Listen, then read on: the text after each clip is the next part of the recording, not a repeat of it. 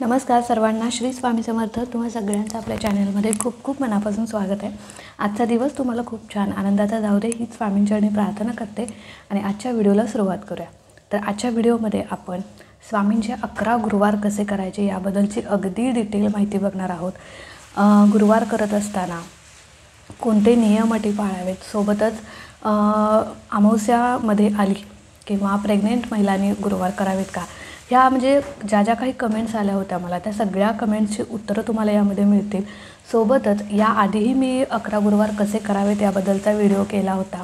11 गुरुवारचा जो काही मला अनुभव आला त्याचा व्हिडिओ तुमच्यासोबत शेअर केलेला आहे, अनुभव शेअर केलेला आहे.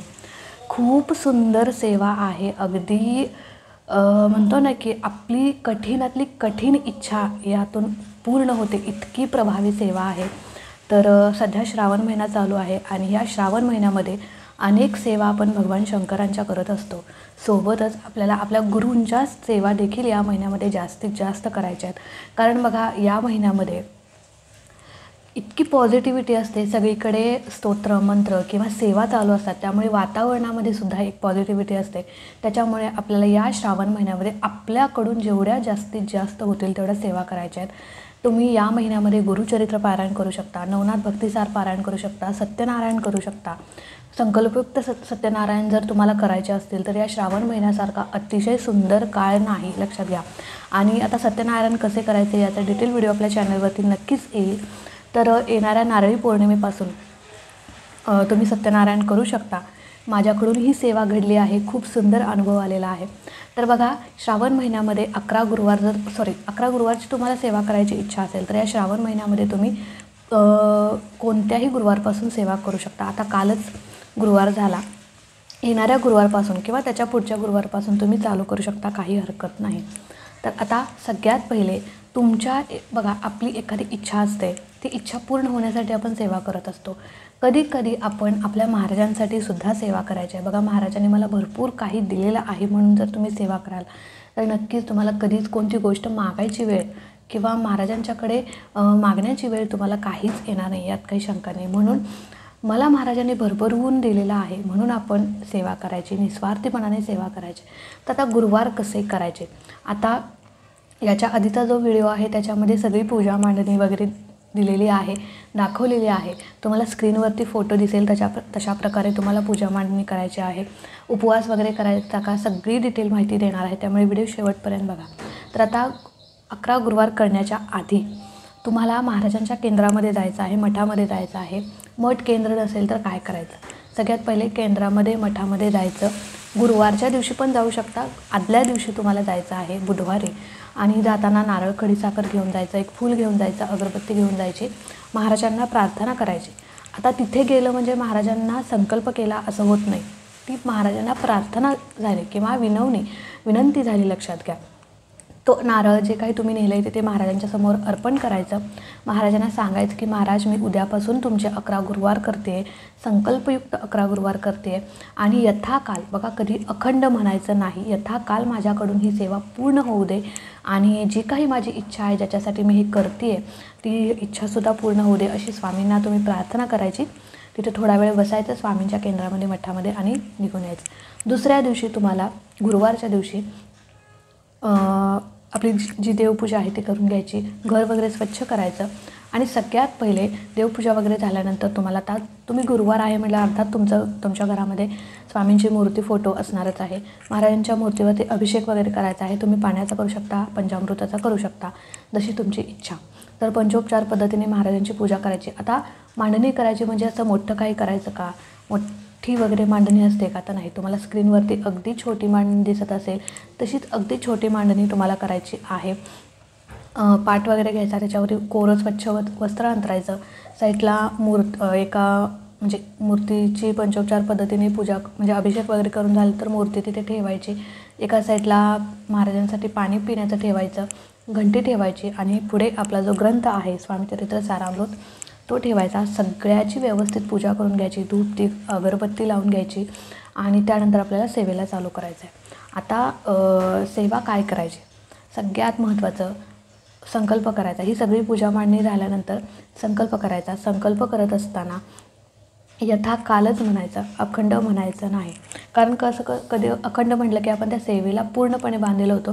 कधी कधी आपल्याला मासिक धर्म वगैरे येतो एखाद्या गुरुवारी, मग त्यावेळी आपल्याकडून ती सेवा होत नाही. आणि अखंड जर आपण म्हणू तर ती सेवा आपल्याला करावीच लागते. म्हणून यथाकाल म्हणावं. कारण एखाद्या गुरुवार जर आपला चुकला तर काही हरकत नाही. कारण एखाद्या वेळेस मासिक धर्म येतो किंवा आपल्या घरामध्ये सुतक वगैरे अचानक ह्या गोष्टी घडतात त्याच्यामुळे. तर आता संकल्प करायचा. संकल्प करत असताना हातामध्ये पाणी, फूल, अक्षता घ्यायच्या, हळद कुंकू घ्यायची आणि तुमचं नाव, गोत्र बोलायचं. गोत्र माहीत नसेल तर कश्यप म्हणायचं.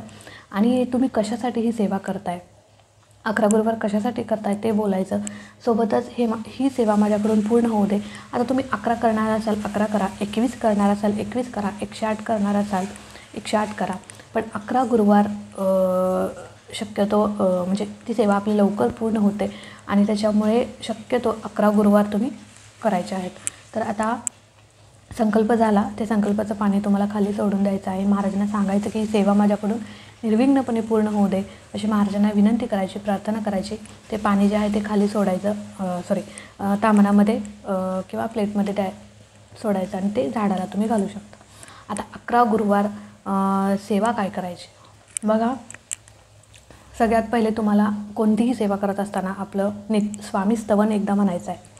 स्वामी स्तवन म्हणायचंच असतं, लक्षात घ्या. जर तुमच्याकडे नित्यसेवेचं पुस्तक नसेल, ग्रंथ नसेल तर तुम्ही यूट्यूबला लावून देऊ शकता किंवा PDF इंटरनेटवरती मिळून जाईल. पण पहिल्यांदा तुम्हाला स्वामी स्तवन म्हणायचं आहे. त्याच्यानंतर तुम्हाला स्वामीचरित्र सारामृताचा एक पाठ करायचा आहे. एक पाठ करायचं म्हणजे काय, स्वामीचरित्र सारामृतामध्ये 21 अध्याय आहेत. ते 21 अध्याय तुम्हाला वाचायचे आहेत. शक्यतो सेवा एकाच बैठकीत करा आणि शक्यतो सेवा सकाळीच करा.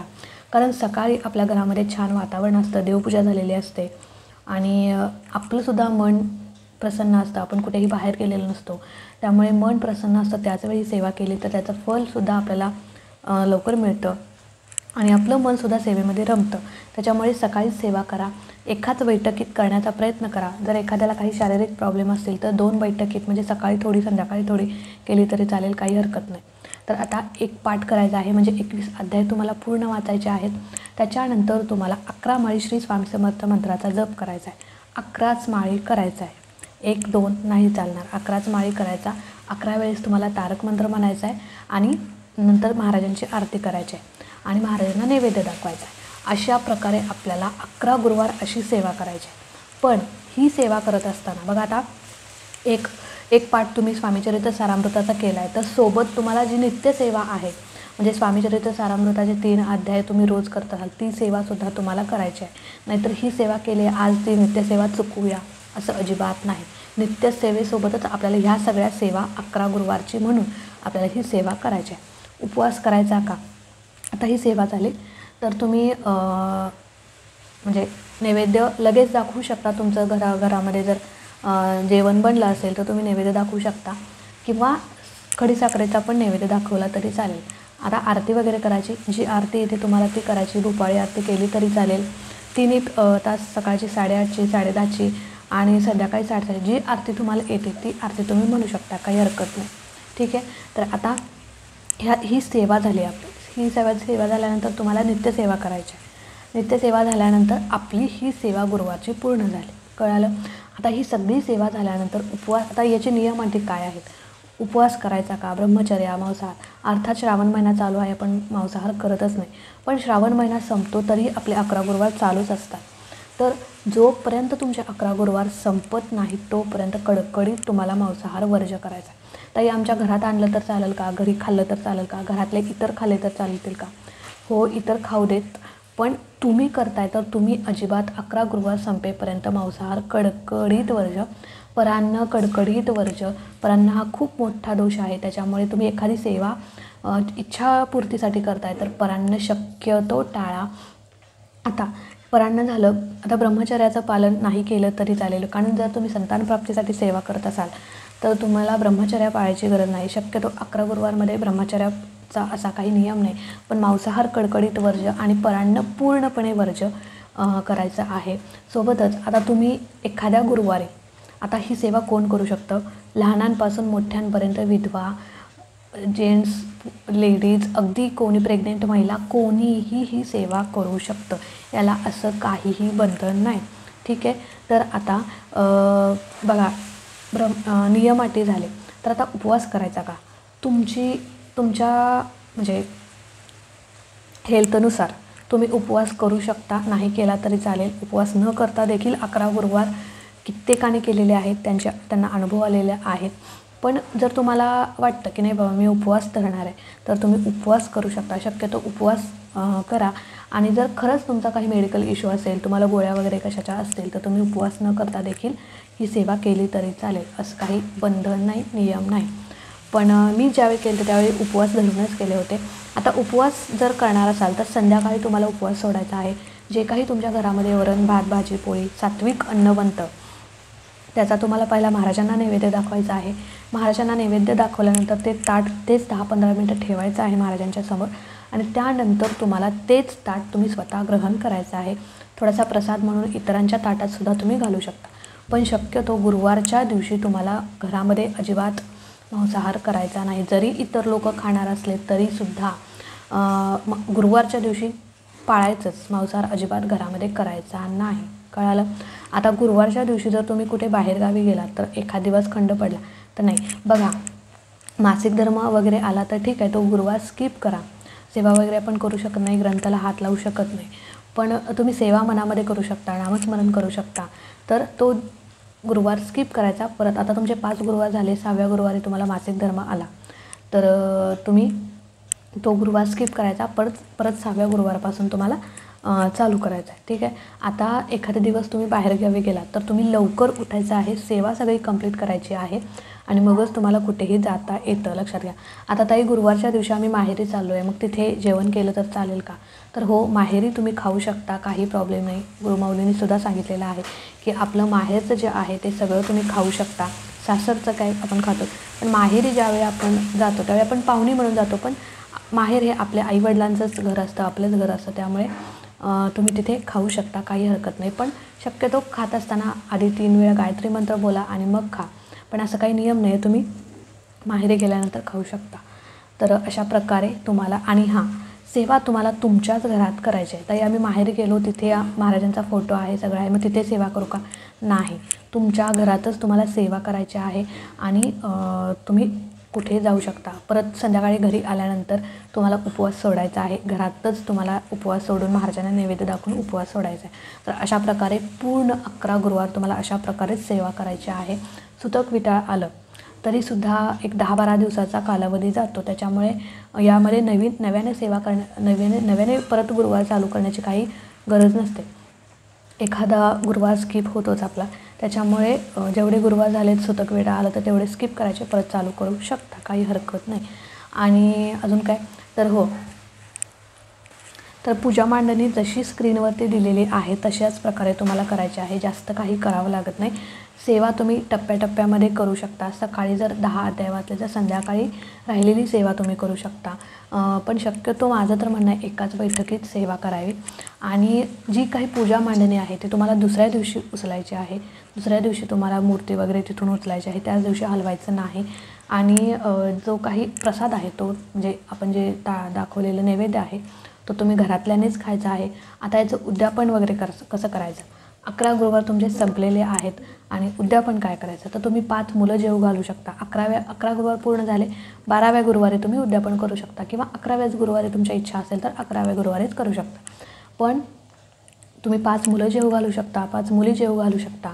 ते शक्य नसेल तर केंद्रात मठात तुम्ही यथाशक्तीने तुमच्या दान करू शकता किंवा एखाद्या गरजूला तुम्ही दान करू शकता. 11व्या गुरुवारी पण तशीच पूजा मांडणी करायची आहे, सेवा सगळ्या करायच्या आहेत आणि महाराजांना गोडाचा छानपैकी काहीतरी नैवेद्य बनवायचा जे महाराजांना आवडतं. पुरणपोळी असेल, बेसनाचे लाडू असतील, जे तुम्हाला जमेल ते. असं काही नियम नाही. जे तुमच्याकडून शक्य होईल त्याचा नैवेद्य बनवायचा. 5 मुलं, 5 मुली किंवा 1 मुलगा 1 मुलगी असं जेवढं तुम्हाला शक्य होईल ते जेवू घालायचं आणि त्यांना काहीतरी आपली भेटवस्तू द्यायची, छानपैकी एखादा पेन, वही भेटवस्तू द्यायची. आणि अशा प्रकारे छोटंसं उद्यापन तुम्ही करू शकता. घरामध्ये काही जेवायला म्हणजे तुम्हाला नसेल घालायचं तर तुम्ही केंद्रात मठात अन्नदानासाठी जी काही आपली सेवा आहे तिथे अन्नदानासाठी तुम्ही यथाशक्ती दान करू शकता. अशा प्रकारे छोटंसं उद्यापन तुम्ही करू शकता.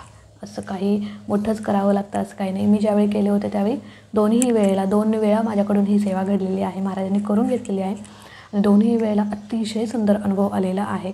तर तुम्हीही तुमची एखादी इच्छा पूर्ण होत नसेल, व्हावी असं वाटत असेल तर नक्की 11 गुरुवार या श्रावण महिन्यामध्ये चालू करा. खूप सुंदर अनुभव येतील, यात काही शंका नाही. तर चला, आणि अजूनही तुमच्या काही शंका असतील तर नक्की विचारा. आजचा व्हिडिओ इथेच एंड करते. आवडला असेल तर नक्कीच लाईक करा, शेअर करा. हां, मी ज्यावेळी केले होते त्यावेळी मी मुलं जेवू घातली होती, दोन्हीही वेळेला मुलं जेवू घातले होते. पण मी केलं म्हणून तुम्ही करावं असं काही नाही. तुमच्या यथाशक्तीने तुम्ही दान पण केंद्रामध्ये करू शकता. तर चला, आजचा व्हिडिओ इथेच एंड करते. आवडला असेल तर नक्कीच लाईक, शेअर, सबस्क्राईब करा. भेटूया अशाच एका नवीन व्हिडिओसोबत, नवीन सेवेसोबत. तोपर्यंत खुश राहा, आनंदी राहा. सगळ्यात महत्त्वाचं, स्वामींची सेवा करत राहा. श्री स्वामी समर्थ.